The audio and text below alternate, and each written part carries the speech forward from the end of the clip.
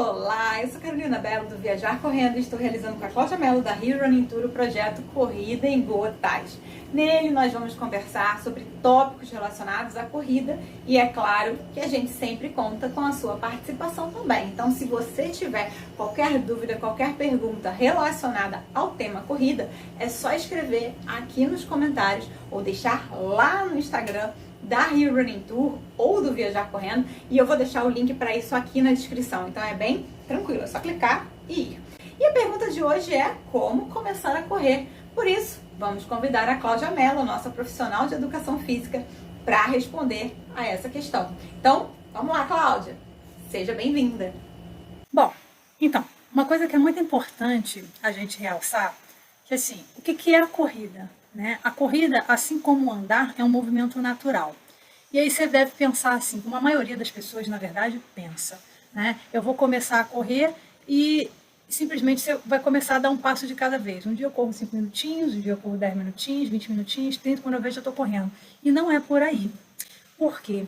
Porque, embora a caminhada e a corrida sejam movimentos naturais, a gente tem uma série de comportamentos, vamos dizer assim, que o nosso conforto, de todo o aparato tecnológico que circunda a gente, acabou incutindo na gente, que não é muito favorável à prática da corrida. Aí você vai falar, ué, Cláudia, mas não é simplesmente sair correndo? Não é. Então, assim, é muito importante, se você for começar, acho que o primeiro passo que você tem que dar é, primeiro, procurar um profissional, né, um médico, para fazer uma avaliação, fazer um check-up geral. Né? Nessa avaliação, nesse check-up geral, é super importante você procurar também um cardiologista para poder fazer uma avaliação de teste de esforço e outros exames mais que ele vai avaliar para ver como é que estão as condições do teu coração e daí sim você está fazendo, te liberando ou não para a prática de exercício físico. Então é super importante você dar esse primeiro passo, principalmente para quem tiver mais de 40 anos. E aí a participação do cardiologista nessa avaliação é indispensável. Tá? E aí, feito isso, você vai fazer o seguinte, você vai procurar um profissional de educação física, né? Diferente do que muitas pessoas acham, não é simplesmente seguir uma planilha de treino.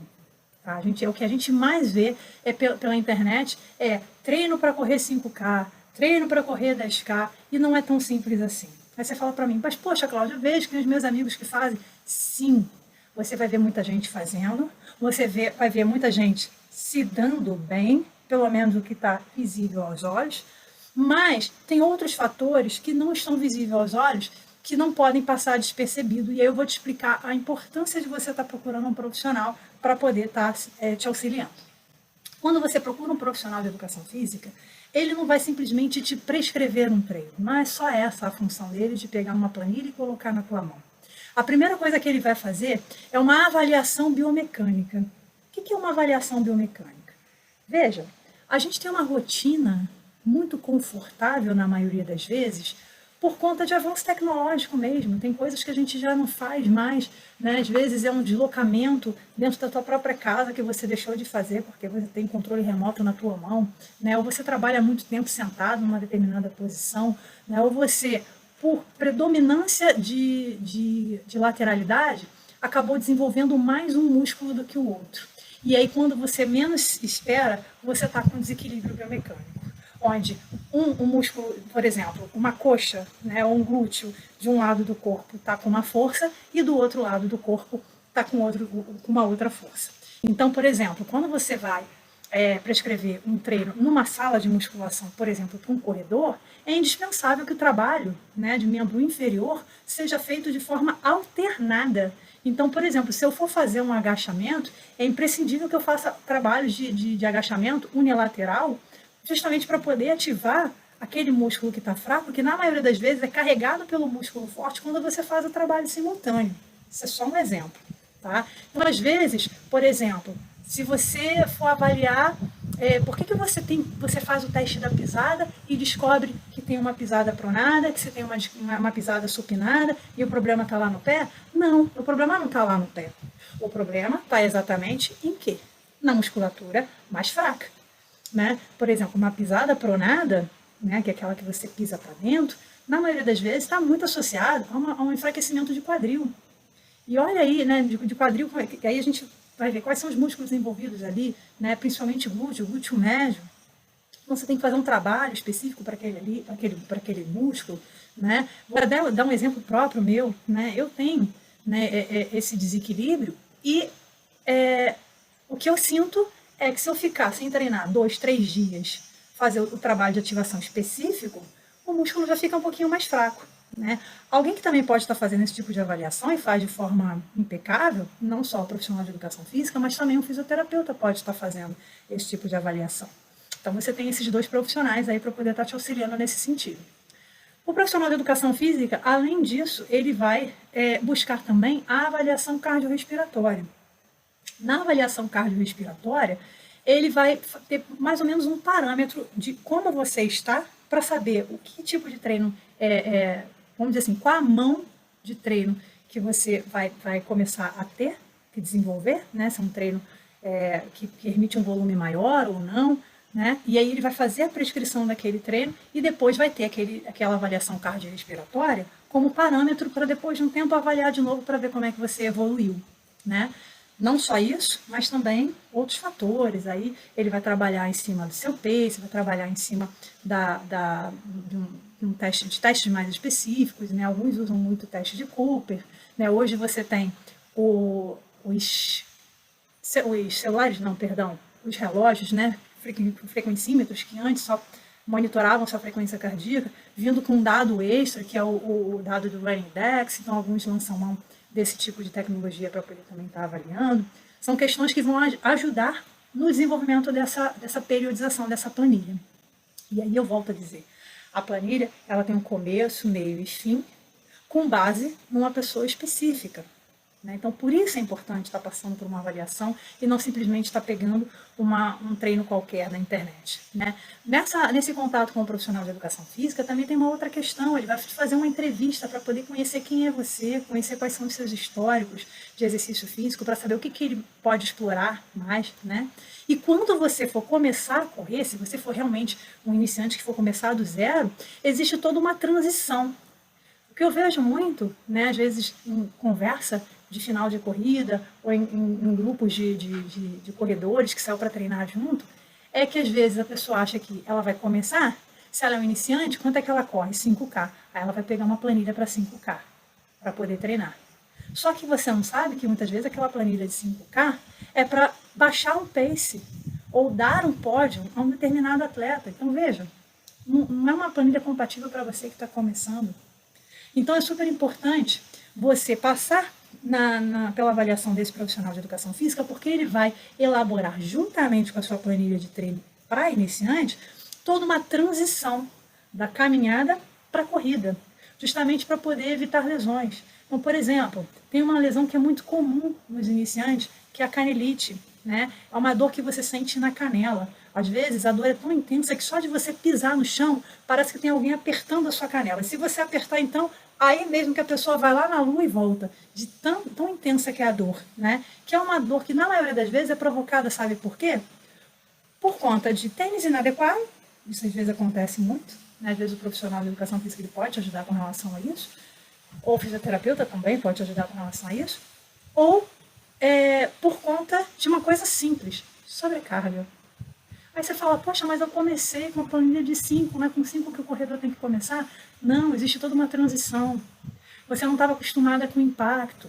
Se você não estava acostumado com impacto, você não tinha que pegar uma planilha de 5 para sair correndo, sabe, com determinado volume naquela semana. Existe toda uma transição para começar a mostrar para o teu corpo, olha só, eu vou começar a correr. Começa a fazer o registro dos reflexos que esse tipo de treinamento, né, vai gerar. Aí você vai dando em doses homeopáticas para o teu organismo aquele impacto, que é para poder o teu organismo se preparar para o que vai vir mais à frente. E aí você evita algumas lesões.